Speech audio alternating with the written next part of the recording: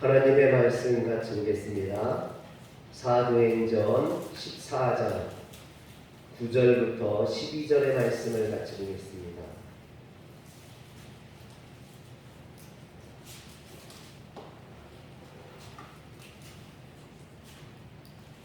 사도행전 14장 9절부터 12절까지 말씀을 같이 교독하겠습니다. 바울이 말하는 것을 듣거늘 바울이 주목하여 구원받을 만한 믿음이 그에게 있는 것을 보고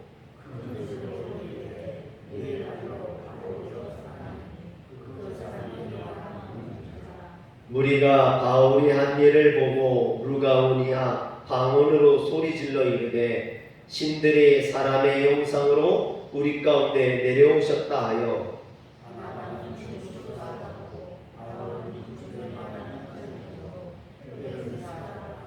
아멘.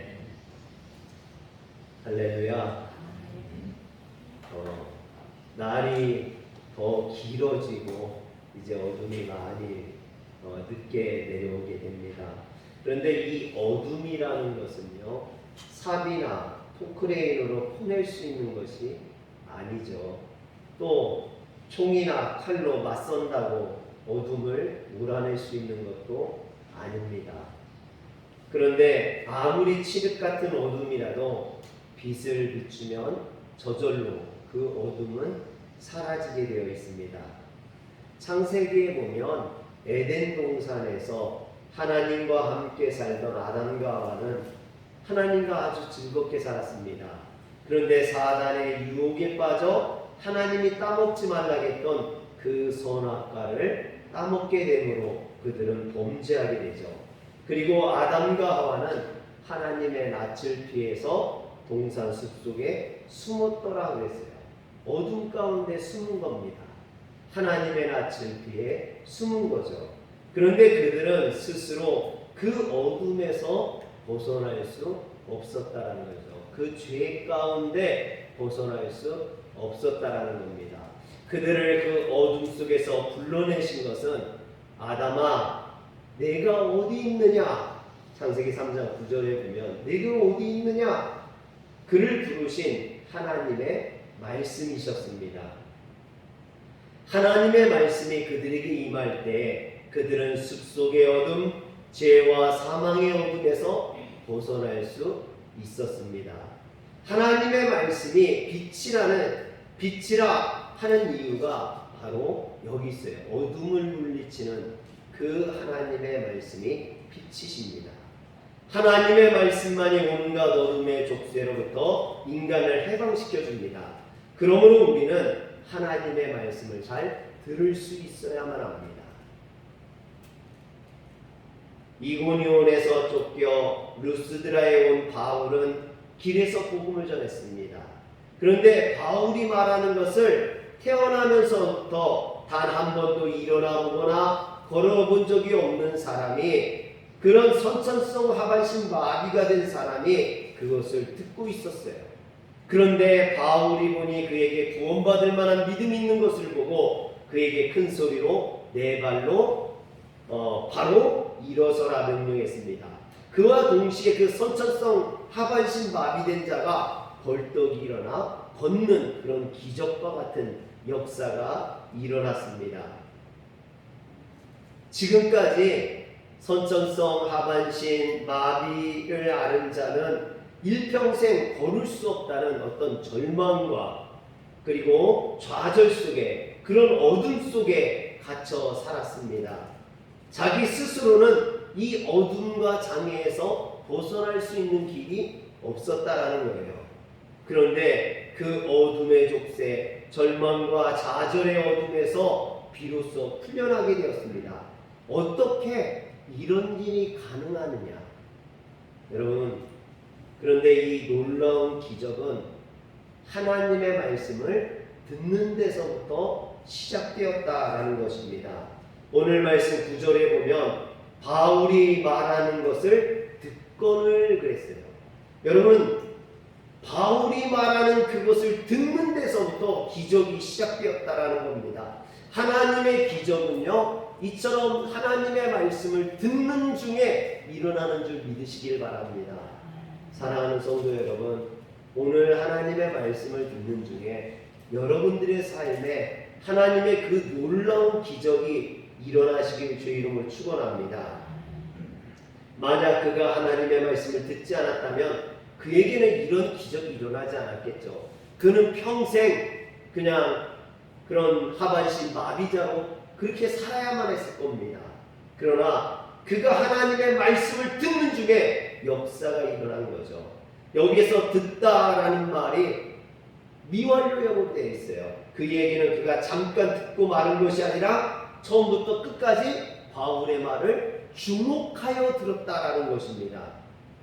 바울은 선천성 하반신 마비가 된 자가 하나님의 말씀을 들음으로 그에게 믿음이 생기는 것을 보았습니다. 그래서 오늘 9절에 보면 바울이 말하는 것을 듣거늘 바울이 주목하여 구원받을 만한 믿음이 그에게 있는 것을 보고 그랬어요. 여러분, 하나님의 말씀을 듣는 중에 그에게 구원받을 만한 믿음이 생기는 걸 봤다라는 거죠. 그래서 바울이 로마서 10장 17절에 뭐라고 하냐면 그러므로 믿음은 들음에서 나며 들음은 그리스도의 말씀으로 말미암느니라 그랬어요. 할렐루야. 믿음이 들음에서 난다라는 거예요. 무엇을 듣느냐? 하나님의 말씀을 듣는 거예요. 거기서부터 믿음이 시작된다라는 거죠. 이처럼 선천성 하반신 마비된 자는 하나님의 말씀을 듣고 그 안에 믿음이 생겼습니다. 그런데 그는 그냥 하나님의 말씀을 듣고 끝난 게 아니에요. 그가 하나님의 말씀을 들음으로 인해서 그 안에 하나님의 말씀이 가득한 어떤 역사가 일어났던 거죠. 마치 하나님의 말씀을 먹어가지고 그가 하나님의 말씀으로 풍성해진 것처럼. 사랑하는 성도 여러분, 우리가 무엇을 먹으면요, 그 먹은 것으로 인하여서 얼굴에 혈기가 돌게 되고, 또 피곤했던 사람이 먹으면 눈이 밝아지고, 여러분 또 그것을 먹음으로 인해서 우리가 힘이 나고 그렇게 됩니다. 하나님의 말씀도 마찬가지라는 거죠. 그 하나님의 말씀을 먹음으로 내 안에 성령이 충만케 되는 거예요. 은혜가 충만케 되는 거죠. 그래서 그 은혜가 얼굴 표정으로, 눈빛으로 그의 삶을, 그 외모를 통해서 그 모습이 드러나게 된 거죠. 그것을 보고 바울은 그 선천성 안전병에게 그만한 믿음이 생겼다는 것을 깨닫게 된 겁니다. 그래서 그에게 일어나라고 외쳤던 것이죠. 구약 성경에 보면 하나님께서는요, 에스겔 선지자에게 당신의 말씀을 주면서 뭐라고 하냐면 이 말씀을 들어라 하지 않았어요. 뭐라고 했냐면 에스겔 2장 8절에 보니까 너 인자야, 내가 내게 이르는 말을 듣고 그 패역한 족속같이 패역하지 말고 내 입을 벌리고 내가 내게 주는 것을 먹으라. 할렐루야. 여러분, 하나님의 말씀을 이쪽 귀로 들어갔다가 이쪽 귀로 흘러가면 안 돼요. 여러분, 하나님의 말씀은 귀로 듣지만 또한 그것을 먹어야 됩니다. 그래서 이 먹는다라는 게 무슨 뜻이냐? 어떤 목사님은 그게 아멘이라고 그래요. 그래서 하나님의 말씀이 선포되면 아멘, 아멘, 아 맛있다, 아멘, 아 맛있다, 그런 분도 있어요. 여러분, 그런데 우리가 그 말씀을 내 안에 먹으라는 거예요. 그냥 귀로 듣지 말고 내 마음으로 들으라는 거죠. 마음에 새기라는 겁니다. 그랬을 때 그 말씀에서 능력이 나타나는 거죠. 이스라엘 백성들은 하나님을 믿는다고는 하지만 그들은 하나님의 말씀을 들으려 하지 아니하고 그 말씀에 순종하지 않았다라는 겁니다. 들어도 한쪽 귀로 듣고 다른 한쪽 귀로 흘려버렸죠. 그래서 그들은 계속해서 어둠에서 죄악된 생활을 할 수밖에 없었고 결국은 멸망할 수밖에 없었죠. 그래서 하나님께서는 에스겔 선지자에게 하나님의 말씀을 듣고 입을 벌려 그 말씀을 먹으라고 하셨던 겁니다. 여기서 하나님의 말씀을 먹으라고 하신 것은 당신의 말씀이 에스겔 자신을 지배하게 하라 하고 하신 겁니다. 그러므로 너는 그 하나님의 말씀으로 너를 가득 채우라는 거예요. 사랑하는 성도 여러분, 오늘 하나님의 말씀을 가지고 여러분들의 마음을 가득 채우시길 주의 이름으로 축원합니다. 하나님의 말씀만이 우리를 죄와 사망의 어둠에서 그 모든 절망과 좌절 가운데서 우리를 건지시는 줄 믿으시길 바랍니다. 이처럼 선천성 하반신 마비된 자가 하나님의 말씀을 귀로 들었을 뿐만 아니라 그 말씀을 온몸으로 먹어 그에게 믿음이 가득하게 되었던 겁니다. 여기서 하나님의 말씀을 먹었다라는 것은 자신을 하나님의 말씀에 내어 맡겼다. 그 안에 하나님의 말씀이 가득했다라는 뜻이겠죠. 다른 말로 하면 성령 충만했다. 은혜에 충만했다. 바울은 이것을 보고 그에게 내 발로 바로 일어서라 명령했습니다. 그러자 그는 그 명령에 힘입어 벌떡 일어나 걸을 수 있었던 것입니다. 이처럼 그가 하나님의 말씀을 먹고 그것에 자신을 맡겼을 때 하나님의 말씀의 빛이 그를 가지고 있던 육체의 어둠을, 영혼의 어둠을, 죄와 좌절의 어둠을, 나아가 모든 사망의 어둠까지도 깨트린 줄 믿으시길 바랍니다. 그래서 이날 선천성 하반신 마비된 자는 단지 육체를 구원받았을 뿐만 아니라 그는 영혼까지도 구원받은 전인격적인 구원을 받은 줄 믿으시길 바랍니다. 그런데 오늘 말씀에 보면요, 이 선천성 하반신 마비된 자가 하나님의 말씀을 힘입어 일어나 걷게 되었습니다. 그런데 그 이후에 이 사람이 어떤 인생을 살았는지는 성경에 나와 있지 않아요. 그래서 알 수가 없어요. 그가 그 이후에 어떤 삶을 살았는지 알 수가 없습니다. 그런데 한 가지 제가 자신있게 이야기할 수 있는 것은 그가 바울이 전하는 하나님의 말씀을 듣고 이처럼 일어나는 기적을 경험했거든요. 그 하나님의 말씀을 마음에 가득히 담음으로 인해서 이런 놀라운 경험을 할 수 있었다는 겁니다. 그렇다면 그가 이 하나님의 말씀을 떠나지 아니하고 평생 그 하나님의 말씀을 듣기를 소망하고 그것을 자신 안에 가득히 채우기를 소망한다면 분명 그는 하나님 앞에서 아름다운 인생을 살게 되었을 겁니다. 그러나 이처럼 하나님의 말씀으로 구원받았음에도 불구하고 이 은혜를 잃어버리고 자신의 능력을 과신하며 산다면 그는 필시 이 하나님의 은혜를 잃어버리고 결국에는 어둠 속에 절망과 좌절하는 인생으로 돌아가 버리고 말게 된다는 것입니다. 여러분, 다윗이 시편 19편 7절에서 10절에 보면 이렇게 말합니다.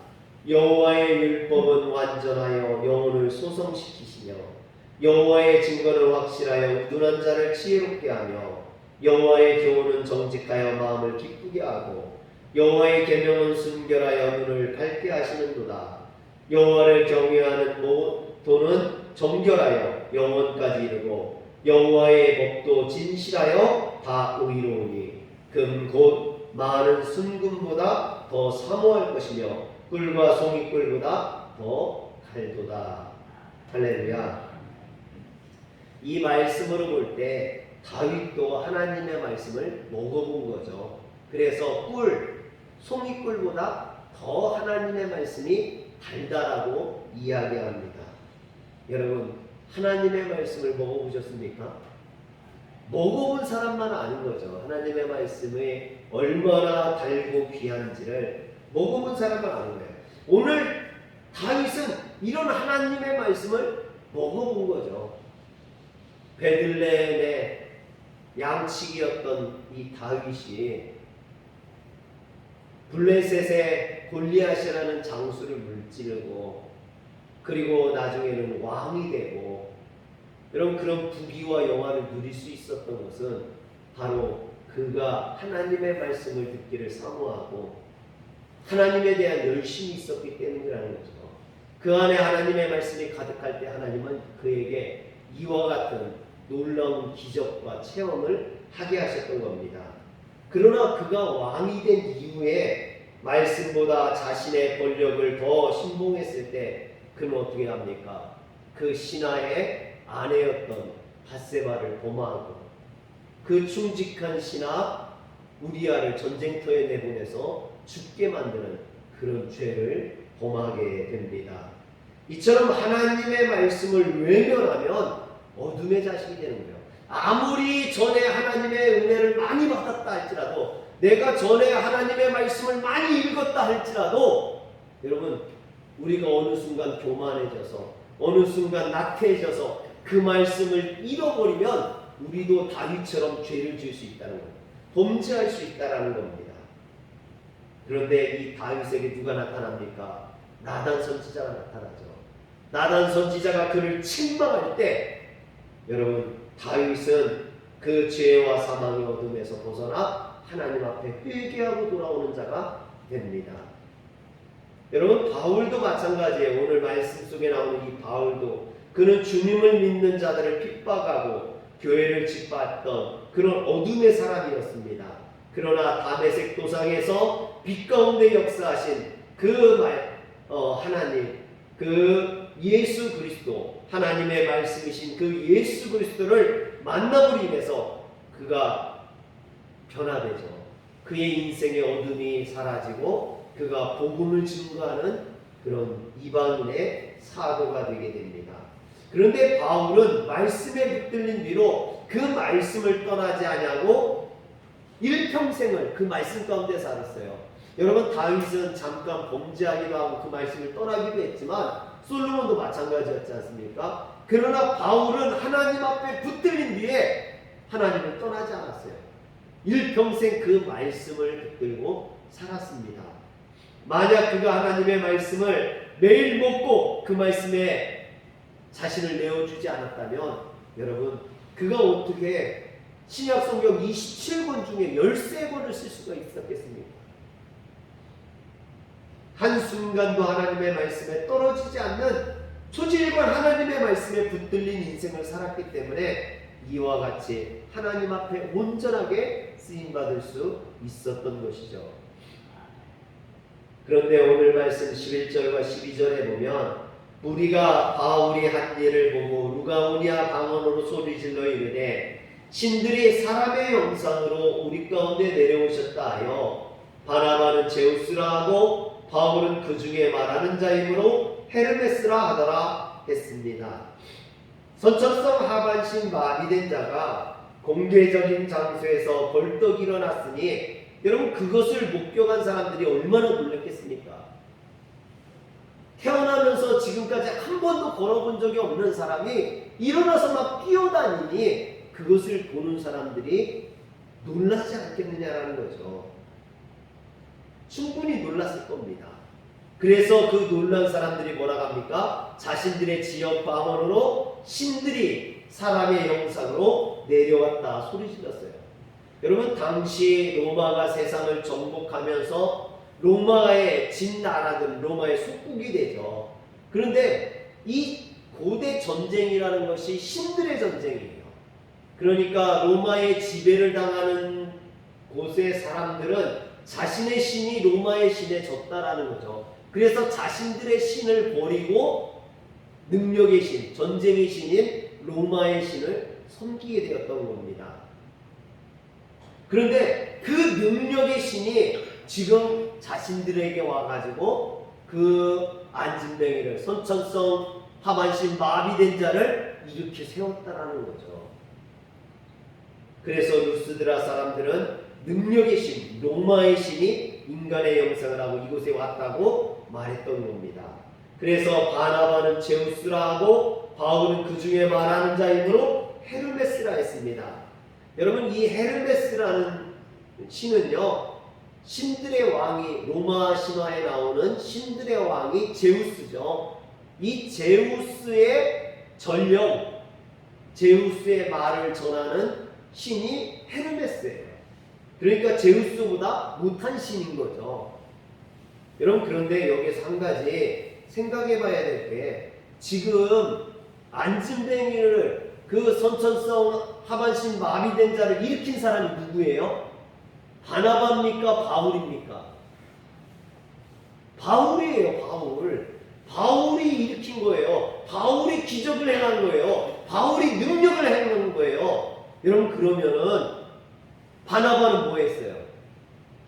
바나바는 아무것도 안 했어요. 그냥 서 있기만 했어요. 바울 옆에 같이 서 있기만 했어요. 그런데 사람들이 누구를 더 높였어요?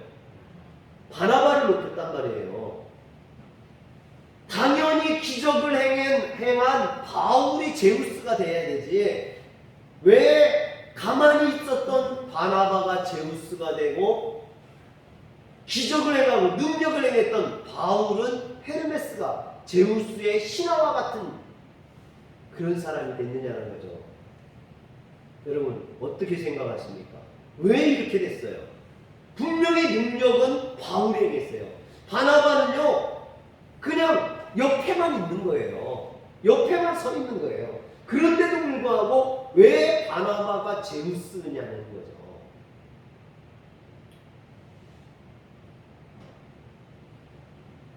루스드라 사람들이 능력을 행한 바울을 제쳐놓고 바나바를 제우스라 했던 이유가 뭐냐는 겁니다.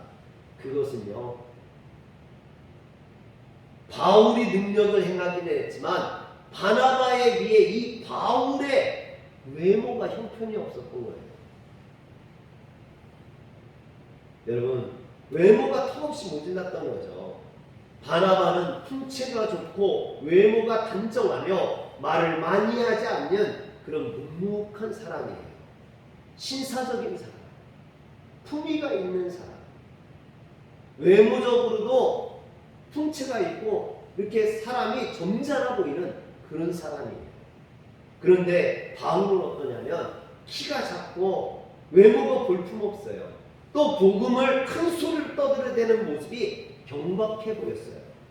그래서 이런 모습 때문에 종종 사람들이 바울을 업신여겼어요. 고린도후서 10장 10절에 보면 그들의 말이 그의 편지들은 무게가 있고 힘이 있으나 그가 몸으로 대할 때에는 약하고 그 말도 시원하지 않다 하니, 여러분 이 말이 뭐냐면요, 바울이 글은 잘 쓰는데 외모는 별로라는 거예요. 말도 잘 못한다라는 거예요.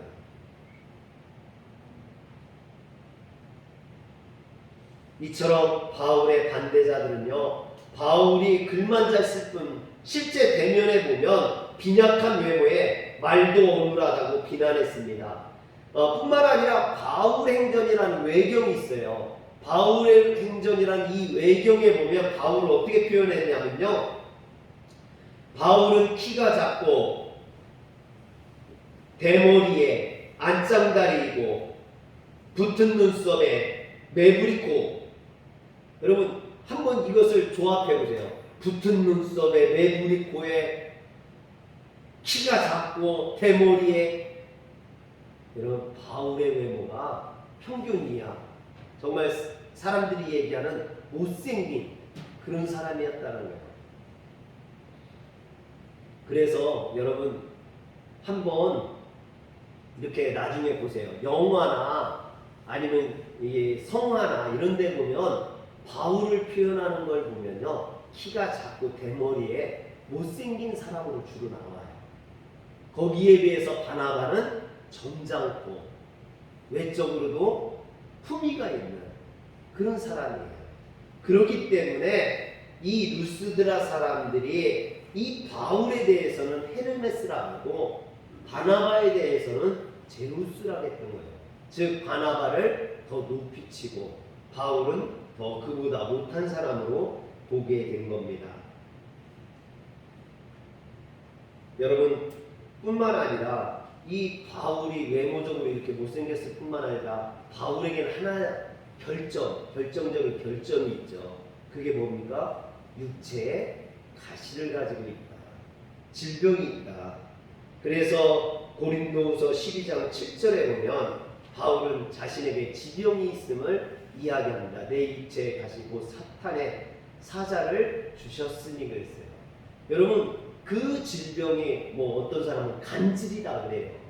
그 못생긴 외모에 사람들 앞에서 거품을 쓰러져서 발 떠는 그런 바울의 모습이 그래서 많은 사람들이 바울을 업신여기고 격려했던 이유가 여기 있죠. 오죽했으면 루스드라 사람들이 선천성 하반신 마비를 바울이 일으켰음에도 불구하고 바울보다 바나바를 더 높이 쳐주었다라는 겁니다. 바울 입장에서는 서운하지 않았을까요? 아니 내가 능력을 행했는데 내가 그 사람을 일으켰는데 나보다 바나바를 더 쳐줘? 우리 성도님들은 바나바처럼 잘생기고 아름다우시고, 여러분들은 그래서 잘 모르시겠지만요, 저처럼 키가 작고 못생긴 사람들은 속상해요. 사람들이요 외모가 좋고 얼굴이 잘생기면요 사람들이 그 사람을 이렇게 좀 잘 대해줘요. 근데 키가 작고요 그러면은 업신여겨요. 경험 안 해보셔서 모르시겠지. 여러분, 바울은 그런 경험을 했던 거예요. 그런데 바울은 그것 때문에 속상하지 않았어요. 그거 가지고 마음 상하지 않았어요. 바울은요 오히려 그것이 하나님의 은혜라고 합니다. 그는 못나고 볼품없었기에 일평생 자신의 보잘것없음과 못남을 잊지 않았습니다. 그래서 바울은 다윗처럼 한순간도 하나님의 말씀을 외면하는 그런 어리석음을 범하지 않았던 거예요. 자신의 외모를 보면 교만할 수가 없는 거죠. 자랑할 수가 없는 거죠. 그래서 외모에 자랑을 하지 않아요. 바울. 자신이 가지고 있는 걸 자랑하지 않습니다. 성경 어느 곳에서도 바울이 자신의 외모를 자랑하는 곳이 나와 있지 않아요. 늘 그는 이런 면에서 하나님 앞에 늘 겸손했고, 하나님의 말씀이 아니고는 보잘것없고 못난 자신의 능력으로 결코 어둠의 족쇄에서 벗어날 수 없고 사람들을 구원할 수 없음을 이 바울은 너무 잘 알았던 거예요. 내 능력, 내 지식, 내 힘 가지고는 사람을 구원할 수 없다는 걸 알았던 거죠. 그래서 그는 하나님의 말씀을 의지하게 되는 겁니다. 그래서 바울이 고린도후서 11장 30절에 뭐라 합니까? 내가 부득불 자랑할진대 내가 약한 것을 자랑하리라. 또 고린도후서 12장 9절에 보면 내 은혜가 내게 족하도다. 이는 내 능력이 약한 데서 온전하여짐이라 하는지라. 그러므로 도리어 크게 기뻐함으로 나의 여러 약한 것들에 대하여 자랑하리니 이는 그리스도의 능력이 내게 머물게 하려 함이라. 할렐루야. 자신의 보잘것없음과 못남을 잊지 않을 때에만 하나님의 말씀을 힘입어 죄와 사망의 어둠을 이기는 그리스도인이 될 수 있다는 것을 바울이 몸소 보여주고 있는 겁니다. 사랑하는 성도 여러분, 오늘 우리가 무엇을 자랑 삼아 합니까? 내 똑똑함, 내 지식, 내가 가지고 있는 사고, 철학. 여러분, 그것이 결코 하나님을 드러나게 하지 못한다는 거죠. 내 스스로 낮아질 때, 겸손해질 때, 그때 하나님의 말씀이 내 안에 가득할 수 있고, 그 하나님의 말씀이 비로소 능력의 말씀이 되고 본능의 말씀이 되어 안진뱅이를 일으키는 그런 기적과 역사를 이루게 될 줄 믿으시길 바랍니다. 기도하겠습니다. 전능하신 하나님, 오늘도 하나님의 말씀을 듣습니다. 이 말씀을 귀로만 듣고 끝나지 않게 하시고 그 말씀이 우리에게 생명의 양식이 되어서 내가 그걸 먹음으로 인하여서 내 안에 주의 성령이 충만케 하여 주옵소서. 주의 은혜를 충만케 하여 주시옵소서. 하나님의 사람으로 나아가 주의 복음을 증거케 하여 주시옵소서. 우리 주 예수님의 이름으로 기도합니다. 아멘.